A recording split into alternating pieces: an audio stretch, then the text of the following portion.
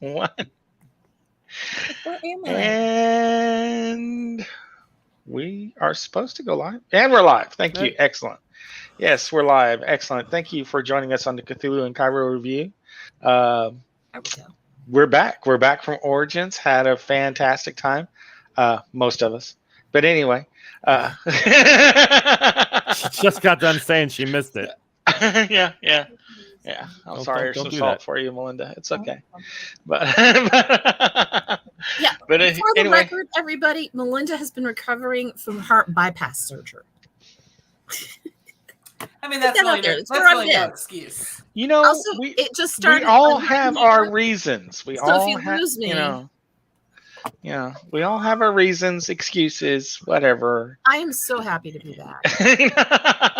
Just have Matt just send her your address for the doctor's note. Exactly. There you go. I'll file it along with all of mine. Oh my, yeah. Oh, indeed. I have a folder. There you go.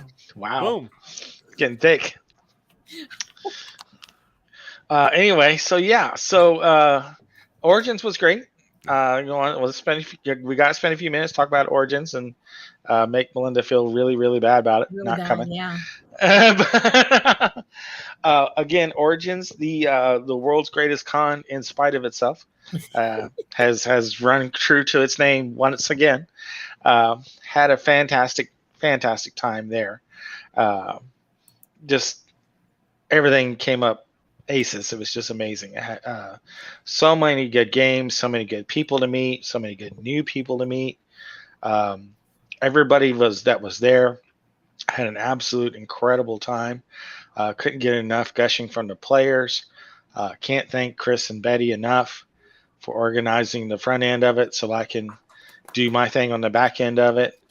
They're definitely the front of the horse this show. So many Lurking Fears games were run. So many Lurking Fears games were run over and above what we already had scheduled. So yeah, I think we broke 200, which is a new record for us. Absolutely. It's a absolutely stellar time. Looking forward to doing the more in Gen Con, Game Old Con, and now PAX Unplugged. It's just going to get bigger and better from here. Absolutely nuts. Amanda, winner of the best role player at the Masters tournament. Yeah. Well done. Very well done. Very well done. Well earned. She got that nice prize, nice takeaway from the game. The trophy that George made, we're going to put her name on it, and right beside the first winner, Richard Ferris. How was it for you guys, Raz, Amanda? I mean, I won't ask Melinda because I was just going to say, if you keep going on, I will cry right here. Amanda, you're the lady. You want to, ladies well, first? I want to touch on that because I was truly so fucking honored for that. I didn't even think I was the best person at my table. I know the skill level that was brought into that game, and it was such an honor. I felt super blessed and being at Origins and meeting more people from Lurking Fears, meeting all the Cthulhu and Cairo cast. It was just such a very special thing for me. And I could not be more appreciative of everyone that was involved in it. A lot of Yeah, fun. you were 1 point ahead of another person. Ain't gonna lie. It was close. It was very close. Also, Amanda, you were part of the Bard College cast because of your role in Operation Poltergeist. So. Yeah, absolutely. So you got the chops on that one. Yeah, she literally got called out in the middle of the live play. Mm-hmm. Good job, Raz. I have no recollection of that event, Senator. Senator, that was a good job, Senator. It's burned in my memory. So. Oh man. No. Yeah, she's like, you want to say anything? She goes, no, no, not at all. Raz, do you remember? Your thoughts on calling her out? No, I don't have any. On the con itself, yeah. No, listen. came, all the way from New Jersey. Well, just amazing time. Lurking Fears did exactly everything they said they were going to do. Matt came through in a pinch, and then we found out all the Didn't even need that emails and pinch. shuffling. Yeah. Yeah. But listen, room for improvement on our end, I'm sure. Could have had done a couple things a little differently now that we know. But Yeah. no, I thought the live play went very well. Seth was, very happy with his his role in it. He became much more alive. He did. Very funny. And the whole thing, we were just honored to be there, and it's a bucket list thing, right? So even if we never get invited back, even if something never happens where we're never able to do something like this again, it's you know what I'm saying. But if that happens, we can at least say we were there, and on this one we were able to pull a thing off. So we were very honored. Very honored. I agree. For a con of this size, where the emphasis is on gaming, I mean, you guys were far and away the biggest audience for that kind of content. So kudos to you guys. So it's just nothing but good things to say about that. That was amazing. Amanda, I did want to again. Huh? I hope it happens again. It was a behemoth undertaking. I ain't gonna lie. It was we learned a lot of things now, but I mean, really the just the logistics of Raz bringing everybody down, man. That was the tricks, and they were all in costume, which was cute. Yeah. I mean, they really I got to say it for Ella walks out, she's in her weird phase. When I announced Catherine, and people started clapping, Catherine just said, "Just stop." Save your energy. We don't have time for this shit. I'm gonna go sit down. And I was like, well, that's Catherine. Like, don't clap for me right now. Do you have any idea what's gonna happen? No, me neither. So let me sit down. And I was just dying. I was like, Seth looked like he mugged a Boy Scout for his uniform. He did. I was like, did you steal that from a Boy Scout? Are you on a cookie drive, sir? That's fucking amazing. It was great. He's great. And he said this whole outfit is lies, and he showed me the Velcro. I was like, it is all lies. This whole outfit is lies. Was Scott unable to make the trip because it looks like Vadim wasn't there? Yeah. Well, it'd be very difficult for Vadim to make the trip to Origins. I mean, we'd have to put him in a box to ship him there, right? Yeah. I'm not caught up. Oh, I'm sorry. Are we too far ahead? Okay. Are we too far ahead? We're too far ahead. I am on episode 90. Thank you very much. Although I'm now to the point where I can start listening to Operation Poltergeist. Yeah. Yes. Because that point hit. That part is so. Yeah. Let's talk about the episodes. Yeah. Let's talk about the episodes. So 87 was the lead up. Like they this was the summing up of finding the note and then determining it was indeed Scully. That left a note, and what to do about that. So there was a lot of head scratching and heart wrenching going on with Scully about that. I was kind of surprised that there was doubt that it was Scully coming into this episode. Like I had thought that, and again, there was a large break in between listening to 87 and then coming into 88. There was a big break. But I thought they had already figured out in 87 that it was Scully. So when I started 88 and I was like, oh. Okay, they weren't sure. Yeah. Well, I mean, and it made sense listening to it. I just didn't realize. I guess I just automatically assumed that it was Scully and didn't even think about verifying it. And then finding out that Sid was alive. So for a moment they worried maybe it was Sid. I almost wish I had not listened to the first episode of Operation Poltergeist when I did, because it would have been really interesting going into these episodes not knowing he was alive. Right. Well, yeah, I mean, it was still good. Yeah, I mean, 88 brings the return of Faye to the group. Ella. I'm sorry, Ella from Operation Poltergeist. I'm sorry. Yep. Back to the group. So there is a tearful reunion after the Christmas beans. gonna have to have Christmas beans. The night of the Christmas beans, rice and Christmas beans. I think that's Whatever what else we have, we're gonna have to have Christmas beans. Have extra Christmas beans.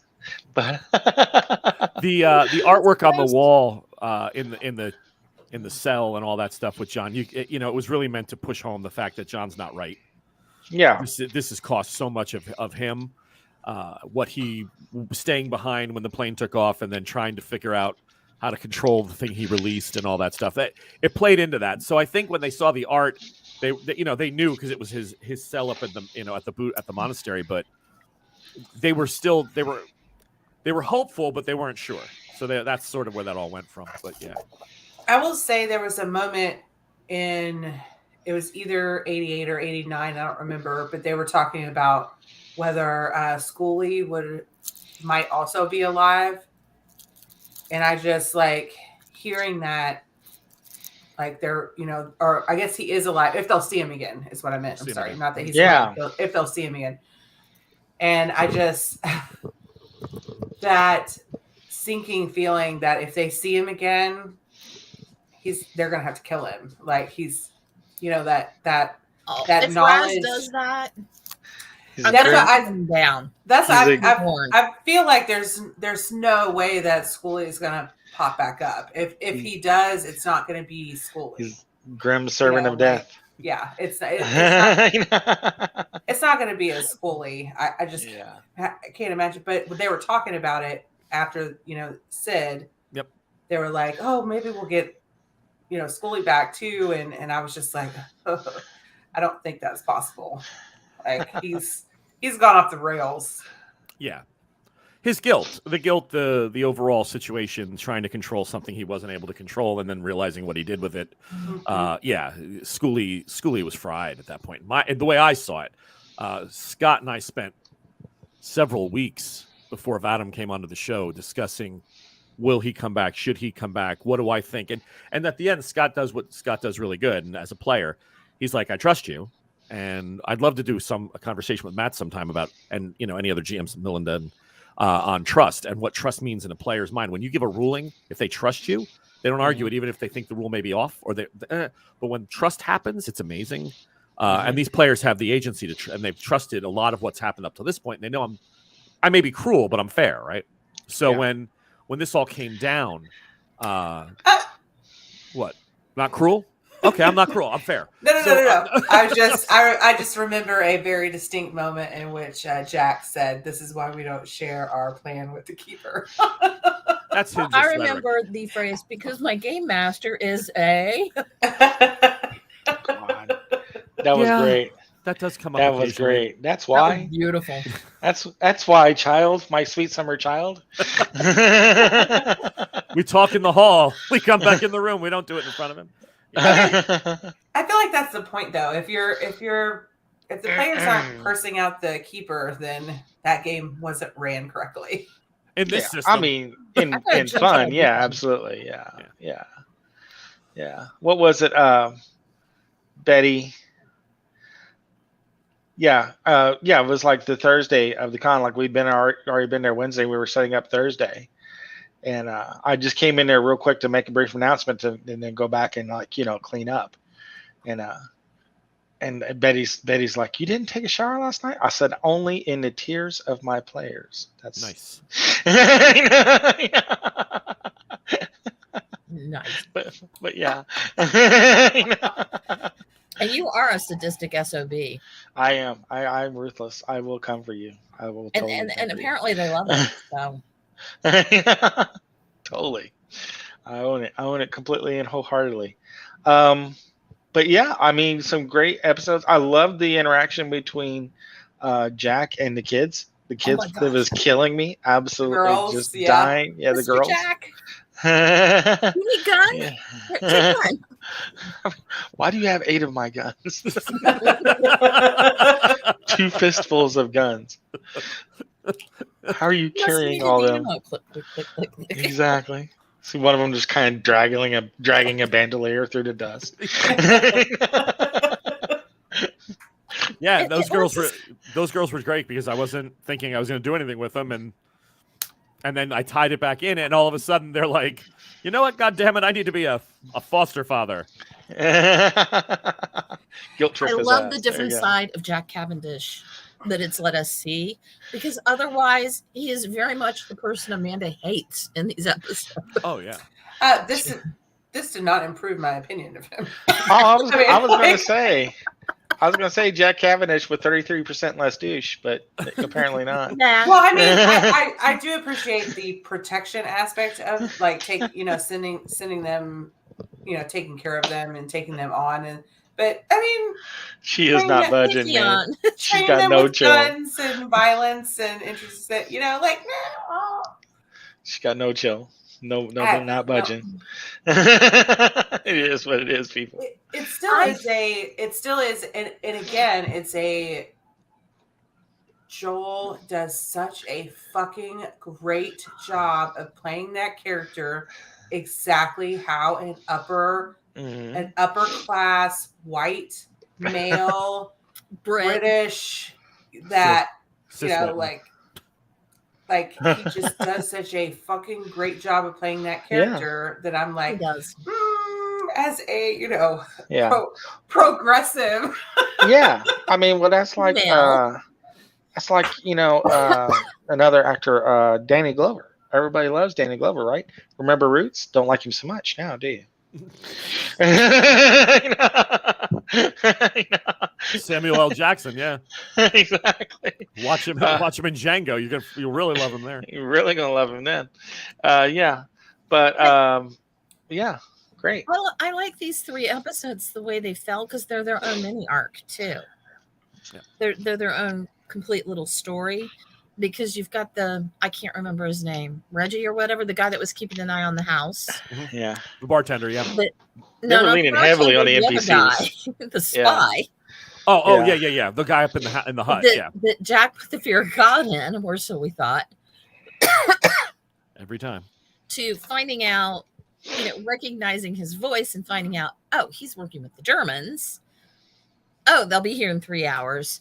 To thank God you did that as a double episode, because it's all combat essentially. Yeah. Fighting the Germans who showed up. It was its own complete little story. So we got to listen to all of it, and we get to give all of it to you during our review. And it definitely has seemed like in our 3 episode chunks that we just happen to kind of fall in nice ending points. Like we've been very blessed in that. I don't think we're gonna see that a whole lot in the future, because I have a feeling that either really cliffhanger or a nice ending. Yeah, just like every good Saturday morning cereal. Absolutely. Yeah. What 9/10 of this pulp stuff is. Yeah. Episode 90 is a double episode. It's an hour and some 40-some minutes. Yeah. But it's all action. Oh, they come out. Once they get their plan and get started, which does not take that much of the episode, it is all action. So when Faye's out there and she hears what they're saying in German, Faye, when I tell you the chortle that came from the bottom of my soul, we can smell you. I was like, well, that's your favorite scene, right? Absolutely. Faye always will graveyard? Be. Yeah. Faye in the graveyard. Yeah. Oh man, that scene, yeah. Darmok and Jalad, Faye in the graveyard. That's all I had that memory as I was listening to it, and I was like, "Oh shit, Matt's gonna love this." I was like, That was fun. It was. How long did it take Lauren to forgive you? By the way, for how terrified, because I got the impression she was as scared as Catherine was. I saw look at her eye at the mixer. She still hasn't forgiven. The whole thing she has to do to Jack in the middle of a field, in the middle of a snowbank as they're sitting up on top of the ridge is pretty horrific. So why am I at the closest point? You stood there. Pistons look just like ribbons. It? What is this? Where are all these wires? Hold on to this. Hold that, will you? Okay. Hang on that. What is that? Pancreas. That's I got to put that back in a minute. Just remind me it's third. Put that out third.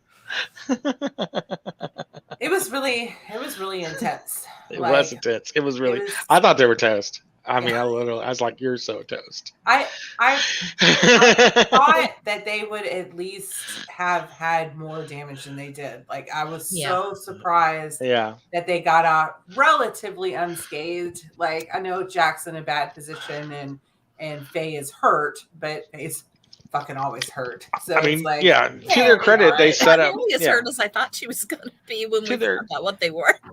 To their credit, they did set up an awesome ambush that was hard to counter ambush. Yeah, Gorge made it really hard. I mean, steep cliffs and stuff like that. I mean, unless you're flying, there's not a whole lot you can do about it, other than kind of walk up on the edges, which puts you on the same field as them. But dear God, when the commandos went feral, I thought, oh my God. Did you hold back any there, or will you admit it if you did? Because your players might be listening. Oh, what happened in the ridge? So I had one other thing that I totally forgot to do, which would have made it a lot better. So I'm in it. It ends that night. I'm lying in bed, and you're charged, right? 'Cause you just got done doing especially a combat episode. Yeah. And I'm lying there, and I went, "Oh shit, that's why they got away with it. Fuck, I forgot this one thing, and it was a big thing." Was it the worry? I've done that. It was something. It was a combat related to the ghouls. Yeah. One thing I always try to remember is, I don't know if you use it, but the worry is probably the most awe-inspiring thing to do with the ghoul. Okay. The worry is like if the ghoul has made its bite or a grab and has them, then it can use its back legs to just rake the abdomen. Oh, okay. No. This was more of a German. Yeah. I literally, to make it more balanced, I dropped their weapons and went feral. Because I felt I'm looking at my numbers and I'm going, it's bad, but they're on this line, right? And then I forgot that there was 3 snipers and I left them out of play. So there should have been bullets flying as the ferals were coming in, and I didn't record any of that. So that was on me. That was a mistake. It was tense enough. I can't imagine. I know, right? Now I'm just like, fuck it. Yeah, Amanda, if you ever see me bring ghouls in the game, just run. Yeah, I'm done. Just drop everything, run. Yeah, no, I am coming for your throat. I am. I'm like, that's my part in a horror game where I'm like, you know what? Fuck it. It's on. Let's do it. Ghouls are possibly the most horrific NPC bad guy I could throw at you in Call of Cthulhu.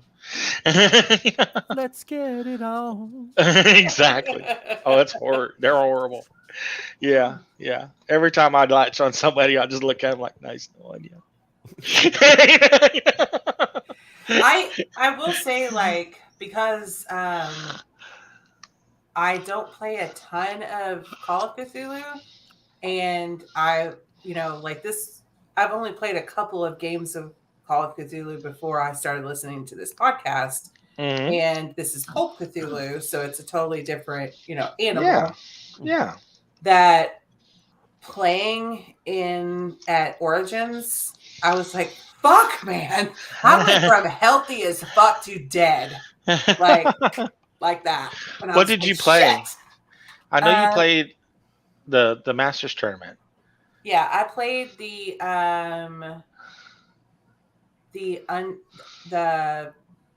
sea person.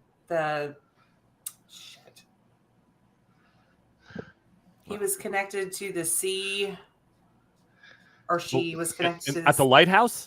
Oh, whatever happened to Alicia Thorne? No. I played the. It was like they were at a university. Well, that was the Masters tournament. Yeah. Yeah. Did you play any other games? Oh, no. Oh, okay. No, sorry. No, I played the Alicia Thorne with you. That's right. Oh, so you played the deep one in the Masters tournament? Yes. Sweet. That was the surprise we threw in there. It's like, I wonder if the other rest of their group will catch up to them. That is sweet. Yeah. I was just like, you know what? Let's put one in there. Yeah, just I thought about making them all different like, subservient people in the mythos, like chochos and serpent people. It Blah, blah, was blah, blah. really, I was like, no, let's just do the one. it was really interesting because, of course, we split the party because nobody listens to me when I'm like, don't fucking split the party. Why are we splitting the party? No. Matt We split says. the party.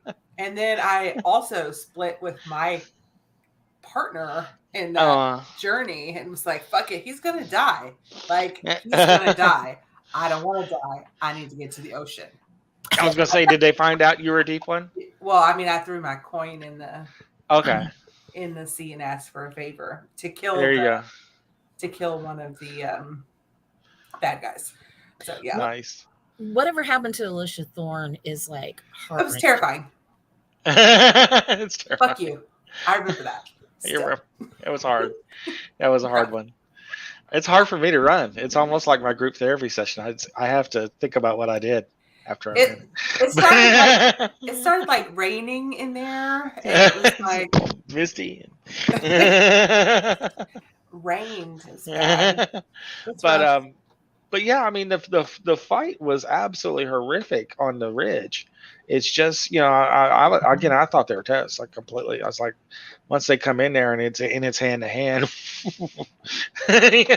So they were ghouls, right? Basically, they're the resurrected Germans from the cemetery that he's trying to create. So this is tying into the poltergeist side. Mueller has been trying to bring people back from the battlefields of of different wars, and these are his night commanders, his Nachtkommandos. Okay. So he's testing them, but they keep going feral on him, and he can't control them for long. So they're not really effective. So more like zombies, like Herbert West zombies that go feral. Yeah, they're literally like they're moving. And once they could smell Faye, it was like, let's rip the shirts off and start like, oh, forget the guns. But there was right. But there was, like I said, there was 3 hidden that hadn't smelled her, so they could have kept their cool. And that's what the radio guy was for, in case they had a problem. It was like, what's the words that I use? Oberstubenführer. What do I say to them? They're going crazy. But they shot that fucker.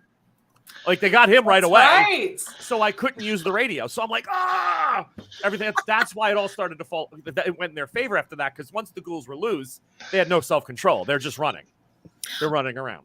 I also think the fight is one of the best episodes for explaining various rules too, because you don't dump into a lot of these are the rules or how to play to keep things moving, and yet things did keep moving in combat. But they kept bringing up points or asking questions like, okay, well, can I use a knife when I'm grappled, right? Or now, and I just listened to the episode, dang it, and my brain is just still going blank. But there were a whole lot of little instances of, okay, this is the rule for this. Or you rolled a critical success. Hey, double damage on it, full damage automatically. Yeah. And we've been playing with that full damage automatically from the beginning. Yeah. It's supposed to be full damage plus a roll, I believe, but we've always been doing it as just a straight boom hit. But a lot of that kept coming up as the combat progressed, but it didn't slow things down either. Well, that's good, because normally we edit it out. A rule explanation can do. Yeah. So it was a really good episode for how to do combat as well, I think. Thank you. Yeah, it came out nice. It was a good episode. Yes. I know, like, I have a much better understanding of Pulp Cthulhu, at least from listening to this, because I feel like you don't like hit on the rules a lot because you're, it's a podcast and you're trying to make it, it's entertainment more than an actual play. Right. But contextually, you can hear it in the in the gameplay. You can hear it because your players do an excellent job of minding the rules themselves. You know what I mean? Does that make sense? Yeah. And they do. Like I said, perfect example from earlier on, we talked about sanity. I don't have to ask them to make sanity checks most of the time. They'll just look at me and go, I'm really afraid. Go ahead, roll. You're telling me you're crazy, you're scared. I had Seth do it to me this last Thursday when he came on to finish up Australia.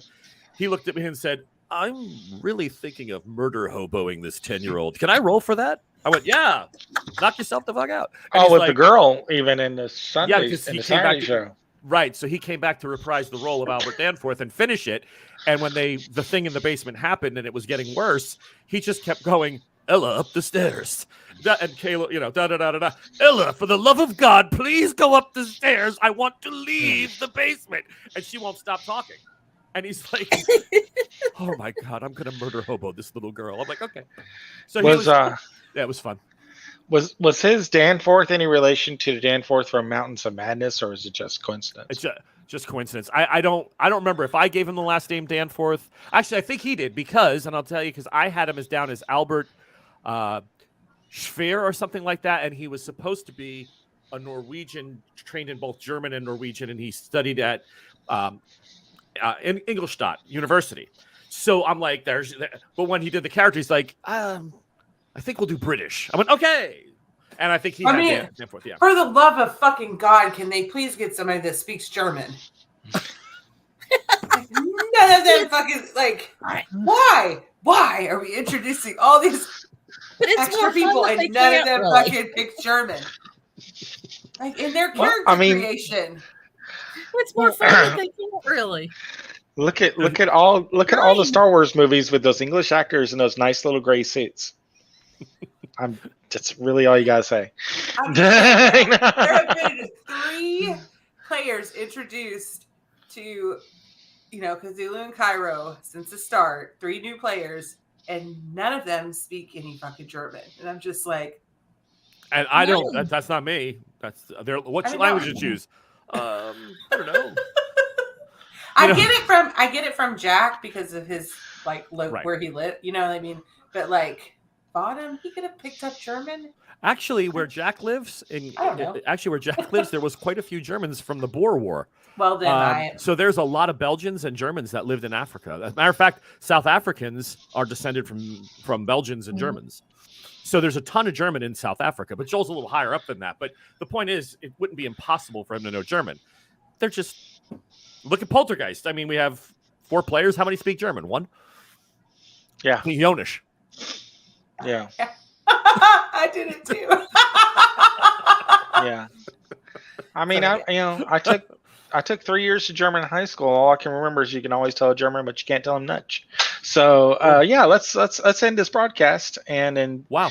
That's roll call for tonight. Holy shit, 9. Seriously, anybody got anything else to say about these episodes or anything in general? It was nice to see combat. Like I missed that conflict. Like we've had a lot of build episodes, which I appreciate. Like, of course. And, it's not a negative thing. Like we've just had a lot of them back to back to back, and it was nice to like feel that threat again. Like be immersed in that. They might die. They're in danger. I have a compliment for you, Raz, and the crew, because I was getting caught up in listening to episodes on part of the drive back from the beach last weekend. And my husband, Jeff's driving, and I've got it playing over the radio in the car because he didn't care. He wanted to keep listening to the episodes. Okay. I want you to know. Now, is he going to sit down and listen to them on his own? Probably not. But if I happen to want to listen to one in the car, he is all in because he enjoys them. Oh, good. So you guys are doing a good job there. Well, thank you. I can get anyone that's in my car with me to listen to an episode without complaint. That's great to know. And you know what? We appreciate that. And the live play, like I said, the people there that may have not known us or came for Seth because Seth was part of it. But a lot of when the show was announced and everything, and we started the music playing, and there was a lot of clapping. So I think there was a lot of people that also understood what was going on. They weren't as in the dark as I thought. So that was pretty. We were very pleased with that. So I think everyone in the audience were definitely fans of the show. Yeah. Again, there was a lot of people in the ticket list, and I'm like, I have no idea who these people are. Yeah, I didn't recognize them either. I mean, I knew maybe 4 names. I've seen a lot of new fans on the Facebook. Yeah. Yeah, that's good too. Along. That was the whole point of it, right? Yeah. So yeah, absolutely. But no, yeah, I love it how Amanda's like make sure I watch her slip into her best German. We will listen to the show in the car. We will only listen to this show in the car. Well, I was trying to finish up episode 90 on my way back from home from Athens today. And, Rowan doesn't care if I play it in the car either. She enjoys it. So. That's awesome. Excellent, Thank you. Excellent. Well, yeah. I mean, great episodes. I'm awesome to see this. Keep leading up. I know we're close. You guys are close to the end. Yeah. On this for you guys, maybe what 4 or 5 more episodes, maybe. No, so I just released 139 for tomorrow, and there's about 16 to go. So about 8 more recording sessions for us. Okay. And then it'll be done. And then we're gonna just we'll be releasing Kleiner's Cravenarium, which is a Vaesen story that I decided to go with Vaesen, not Gaslight Cthulhu, for a couple reasons, but that'll be starting to release in October. You chose wisely. You chose right for the way I want to run it. Yeah, I think that makes more sense for us in this one. So yeah, I'm already working on that, and I was working on research for that. So yeah, the Cairo page will change its name at one point, but we'll make that announcement in advance. Ro will be excited because they love Vaesen. Oh, good. Excellent. Well, all right, guys. So I'm going to let you guys go. Thank you all so much for contributing, being part of the show. You're all part of the Cairo family. Thank you so much. Exactly. Absolutely. Thank you all so much. Yes. And we will talk to you all soon. Thank you very much. See you soon.